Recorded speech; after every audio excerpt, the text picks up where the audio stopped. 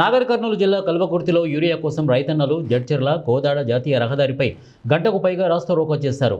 రహదారిపై దాదాపు కిలోమీటర్ మేర వాహనాలు నిలిచిపోయాయి. పోలీసులకు రైతులకు వాగ్వివాదం జరిగింది. కాంగ్రెస్ ప్రభుత్వంపై రైతన్నలు ఆగ్రహం వ్యక్తపరుస్తున్నారు. ఇక రైతు సేవా కేంద్రం వద్ద పొలం పనులు గాలికి వదిలేసి తెల్లవారుజాము నుండే రోజుల కొద్దీ పడిగాపులు కాస్తున్నామని, అయినా ఒక్కరికి కూడా ఒక్క యూరియా బస్తా ఇవ్వడం లేదని ఆగ్రహం వ్యక్తం చేస్తున్నారు. రైతు సేవా కేంద్రం వద్ద ఒక వ్యవసాయ అధికారికి కూడా లేడని, కొత్తగా యాప్ పద్ధతిలో అప్లోడ్ అవుతుందని కౌంటర్లో ఉన్నవారు చెబుతున్నారే తప్ప ఒక్కరికి కూడా యూరియా బస్తా ఇవ్వడం లేదంటున్నారు.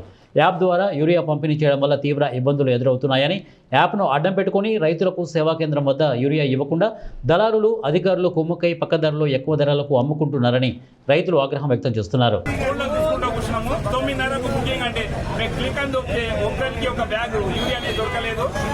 రైతులు ఉదయం నుంచి 400 వ్యాక్సిన్లు 500 వ్యాక్సిన్లు చూపిస్తుంది కానీ మాకు ఒక బ్యాగ్ బుక్ కాలేదు. ఇవాళ 1000 సంచులు అన్నారు. 1000 సంచులు ఒక సంచి కూడా ఒక రైతు దొరకలేదు. అన్ని బ్లాక్ చేస్తున్నారు. బస్తకు 600-1000 రూపాయలు లెక్కన అమ్ముకుంటారు. ఒక రైతుకు ఒక బస్త దొరకలేదు.